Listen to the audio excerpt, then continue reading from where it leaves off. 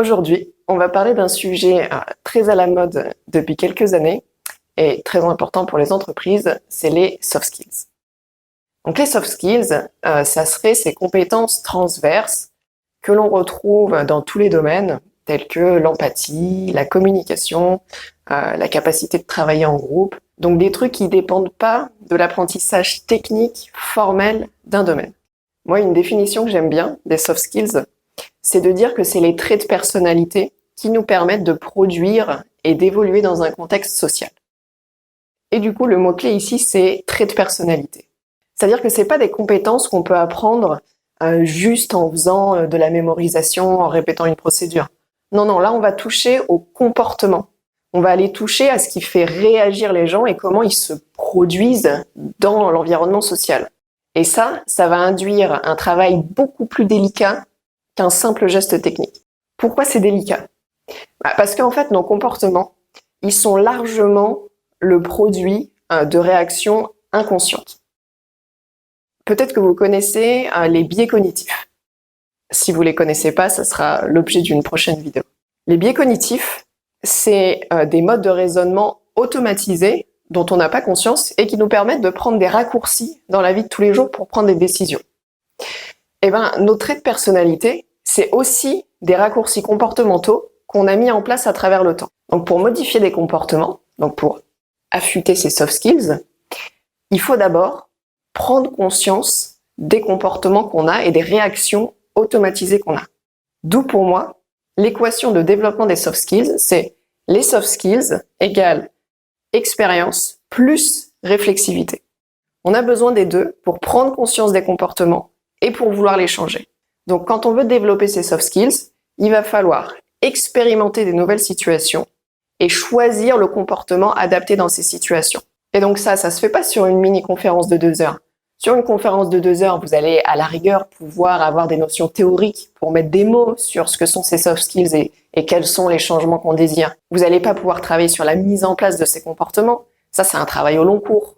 Illustrons ça d'un exemple. Si vous avez déjà essayé dans votre vie d'arrêter de fumer ou de vous mettre au régime. En général, le premier jour, on vient de lire le pourquoi du comment, on vient de lire l'aspect théorique, ça se passe bien. Le premier jour, c'est super frais dans notre tête, c'est à notre conscience, donc on arrive à s'y tenir.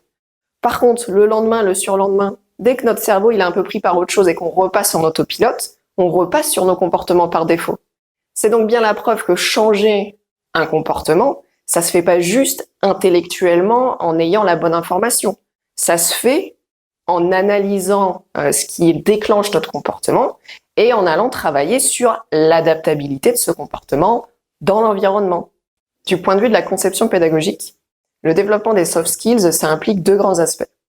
Le premier, c'est que on ne développe pas les soft skills de manière isolée. On a besoin de l'environnement et des autres pour que on puisse les exprimer.